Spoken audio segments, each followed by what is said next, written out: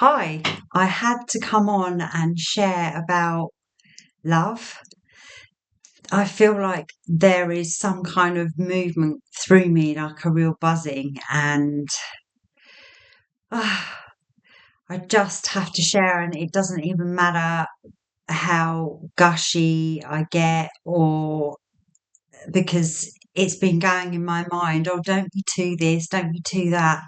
That's just the mind. So that is just the mind, and I just feel I want to share this with you. I want to share this with you if you're having a bad day, if you're moving through something at the moment, if you're feeling like me, whatever is going on for you. I think I feel it's really good to share this part because we are just love. It's as simple as that. We are this love, and it's all the other stuff that gets in the way. Like when I look outside, like I can look outside my living room window now. There's a road, there's other houses around, there's cars, there's the weather, the sky, the tree, and it's all like the projection of outside. And what about in here? I put my love ring on today as well. So, where do I start? Where do I start?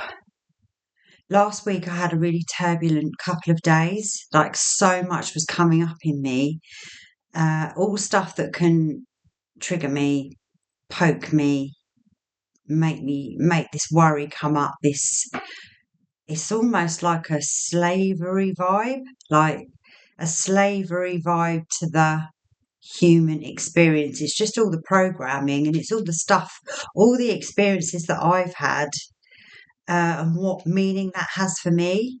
So for someone else, that might not even trigger them, but for me, it triggers me. So I see now that there's still, I've done a lot of inner work on myself, loads actually, over the last 12 years.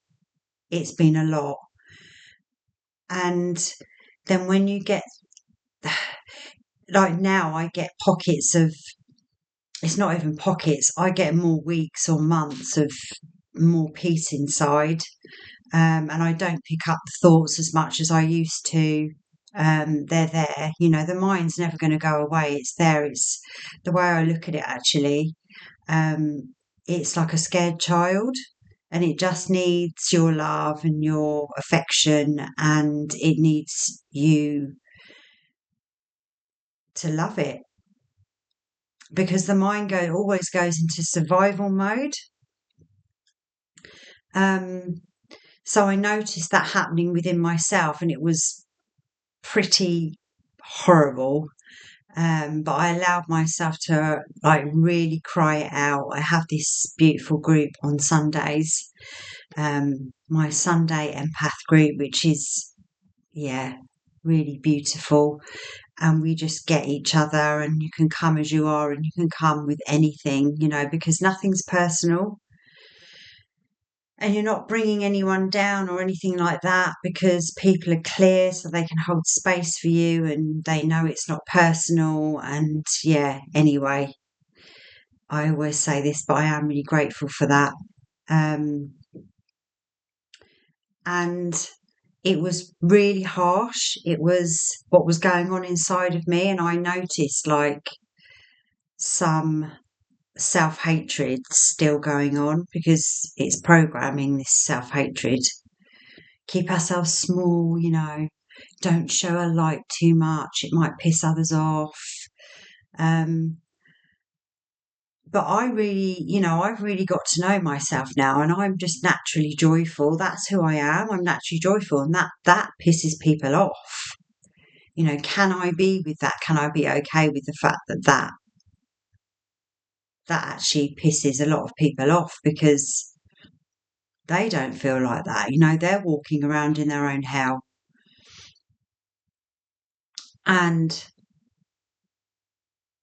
I notice how I distract sometimes. I can distract by going to my phone and having a scroll. I can distract by watching the TV. Not that I watch TV much, or if I do, it's always Darius or NDEs, or actually, I watched The Matrix again the other night. I've been watching Lucy as well. I can recommend that film. I watch stuff that is always, there's films out there um, that are showing us what the truth is, but they make it into some sort of like sci-fi film, but actually it's the truth. It's funny, really. Um, but anyway, off track. But yeah, the distractions. But actually, when I really just sit inside and be quiet and just sit with what's in my heart, really go deep. Like one of the ladies I was speaking to on Sunday, like she was like really facilitating me going inside and just going back inside and being with that little Zoe, that inner child. We all have one. And like I've said before in one of my other videos, the inner child never lies. And your life on the outside might be totally different to how you'd like it to be. And that's okay. Like, that is okay. When you're really connected inside, it doesn't matter. And I've also been thinking about manifestation because for quite some time I didn't realize it until, like all of these things, you don't know it until you know it, until maybe you become more aware of it, you wake up to it a bit more. But I was pushing manifestation. I thought I was doing it all right. I was reading the Dr. Joe books. I went to a retreat. I did all the meditations. I had lots of lovely experiences and stuff. But like with the manifestation, I'm realizing it's so simple. Like you don't have to push for it and push this and push that. Like, if we're a being and everything's available to us, we just have a blanket over us of programming, a thick programming, a thick blanket. But don't let that put you off, because actually, even saying, oh, it's such, you can say, oh, it's such a thick programming, and then someone's mind will be, yeah, it's too thick for me. I can't get to that high frequency. No, it's not that. You can within yourself, like, you can put a thought out there and just know it's not up to you. It's up to God. I feel like as well, like whatever soul contract you made as well, you might have to live through that. And I do feel that, like for a while, I need to finish things off that I'm saying, but it doesn't mean that you can't change things. Of course you can. There might be some things that are set in stone for you to experience, but there are some things that you can change. I don't want to go too deeply into that actually, because that can get confusing. What I want to get across is things can be simple, like simplifying things. Like, I know I've been like this week, I've been going out in nature quite a lot, and I listen to some really beautiful music. I listen to stuff, not that someone else says this might be good for you, but and I'll listen to that, whatever they say. But if it doesn't resonate with me, then I'll listen to something that does resonate, and then that can really bring me back inside to the full truth of who we are. And there's so many truths out there, do it like this, do it like that. Listen to Mooji, listen to Ramdas, and that they can be so helpful. It can be like a support, like another little tool for your toolbox, but no one really knows you like you know you. And if you don't know you, you can really start to get to know you. And maybe there were people that said those parts of you were not acceptable. So you shut those parts down. But this is about really getting to know those parts again and getting to know that all of those parts are all right. Even if to someone else it's weird or they think you're too much or I mean what I come across is that I'm so open and so truthful that sometimes that's like too much for some. Like they can't look at it, it's too painful because it can be painful to look at what you're actually thinking and whether it's true or not. And I am going to mention somebody called Byron Katie. If you've not heard of her, I would really recommend to look up her work and watch her in action. She asks, she does, it's a very simplified worksheet that you can do. I think it's the 4 questions, and you're asking the questions like the truth. Like, is this true? And really go into your heart space. Is whatever you're thinking, whatever's coming up in the mind, whatever trigger is coming up, is it true? There's no right or wrong answer. It's just what feels true for you. And then there's 3 other questions, and you answer. You really tap into you. You really tap into your heart and what feels true for you. And literally, it can be miraculous what you find out. What you thought that you probably thought that you're not in a program, and then you see that you are. You're just in some experience or some memory from the past. So yeah, I just wanted to share that I went through this turbulence for a couple of days and then it cleared. And then I was like, oh, yeah, if I resist the turbulence, then I can make it into something so big and my life's ending and I'm convinced this is going to happen and that's going to happen and my needs aren't going to be met in this way. And then I work through that for a couple of days and then it becomes clear again, like that falls away. And you'll notice this in your own life. If you really think back, like now, even while I'm speaking, to something in your life where it panics you or you think, oh, how am I going to survive this? Or this isn't turning out the way that it was supposed to, or the way that I thought it was supposed to. And then you see that you can look back on that even a week later and think, wow, I'm in a completely different space now. But it's when you start to become aware of those experiences that everything can turn around for you, because you can see it for what it is. Because now it's like, even me speaking, everything I'm saying, there is an awareness of this going on. There is something behind all of it that is aware of it. And that is the truth. And there's like a maturing into it where you start to trust that more than you trust this, more than you even trust your turbulence that's coming up. And you might find that where you've not looked at that for such a long time, or you've distracted from it because it's so painful, because things can get so painful to the point where, like, without sounding dramatic, but I am gonna, I don't care how I sound, but it's like you feel like you're dying, like you're what's perceived as dying, like it's literally going to take your everything away.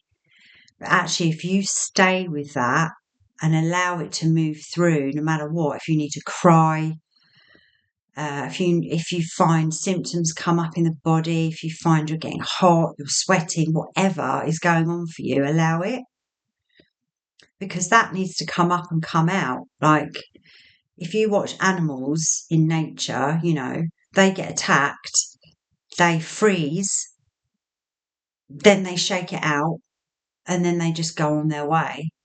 But our brain and the way we've been programmed, indoctrinated is different. Like we tend, because, you know, I feel like this is a collective consciousness thing. Is like everyone's searching for happiness. Everyone's, apart from a few people, are chasing. They just want to be okay, monetary wise. They want to feel relaxed. So we've been, and I know you've heard this loads of times on things, but on videos and other people talking about it. But we've literally been indoctrinated into survival over everything, not just money, the way we feel, really showing how we, our true colours, our true light, our true personality. We're all different, and we have got like a human personality, and you can like really tap into that real authentic side of you, because when you're authentic, you think like with your closest friends, your partner, whoever that may be for you, and you're fully yourself and you can really laugh, and it's just amazing because you're fully yourself. But we're walking around out there all trying to kind of please each other in some way or be accepted, or it's weird. It's really weird. It's weird. I don't know where else I want to go with this. I just wanted to, because I'm moving out of something, I'm seeing more and more now when I go into those spaces, that I'm not taking it to mean anything. Like it just is as it is, and things move as they are. I'm going through a lot of changes myself. I won't go into what's going on for me at the moment, but I've been going through a lot of changes, and I've had to really, really look at what feels right for me. Um, because I've tended to lean on this, I don't want to hurt anybody else. But actually, I know that I'm not a person. See, I'm starting to feel a slightly dizzy while I'm saying this. And that to me is because there's a slight trigger coming up, even with me being honest, saying this with you, like talking about how it is for me personally. But I also know the freedom in that. But there have been things that have come up for me that lately where, if something doesn't feel right for me, then it just doesn't feel right for me. And that is the most loving thing I can do for myself and for the other person. I was watching a very well-known, very, very well-known speaker. It came up on my YouTube feed the other night, and he's got a massive following. Um, and what he was saying, it was bringing up stuff in me. It was making me like really reflect and look at my stuff, and maybe look at some traumas still that are in there that need to come up and out. But it got to a point where it was so uncomfortable for me that I had to realise actually this person just doesn't suit my tone. And it's not because I'm trying to bypass something, but I'm not giving my power away to somebody that doesn't resonate with me. Why would I? So it just gave me a view into where I'm disempowering myself in some way by looking out there, by looking up to someone, thinking that they can bring me something, bring me freedom, save me in some way. I mean, I'm not looking for anyone to save me anymore because I'm saving myself. And that is massive. That's a really big thing for some people. That's a really big thing because that saying. I can't remember if it was Ram Dass who said it or not. We're all just walking each other home. It's true. Everything is like medicine. It's medicine to come back to the peace, the truth within. And we're all massively entitled to that. And we should never put anybody on a pedestal or think somebody is higher than us because they're not. My personality type, I did that for a while, especially when I first had my awakening, because I didn't know my arse from my elbow, as they say in the UK. So I felt like I needed to look for some kind of like stability. But the the whole thing is all of it is inside of you. All of it. And there can be some beautiful people out there that can support you, and if you're going through something at the moment, you can find an amazing therapist. And I always say, look for a therapist that has been through stuff, for a therapist that walks the talk, because there are a lot out there that don't walk the talk. They can just say, this is what you should do, but then behind closed doors, their life is a mess. So, yeah, it's what a learning, what a contrast. And when that friction comes, that friction is a gift, really. I mean, I'm saying this now. Last week, I was like, this gift can do one. But it's all a gift. It's all a gift. And then things might change in your life because as humans, we like that comfortability. I don't even know if that's a word, but we like the comfort, and that's fine. But are you really comfortable? Are you lying to yourself? And that's fine too, it's to not beat ourselves up in any way or form. I mean, I I've been through so much suffering. The suffering that I've endured, sometimes I'm actually surprised that I'm still here in this body. You might be able to resonate with that, or your life might have been a little bit more stable in that way. But obviously now I just see that that had to happen or didn't. Maybe I did come off my soul contract, my life path, but whatever, all of that has led me back here. And for that, I am truly grateful because I know from a very young age I always wanted to wake up before I left the body. It's like a knowing. Like, why not have heaven here now before the body drops?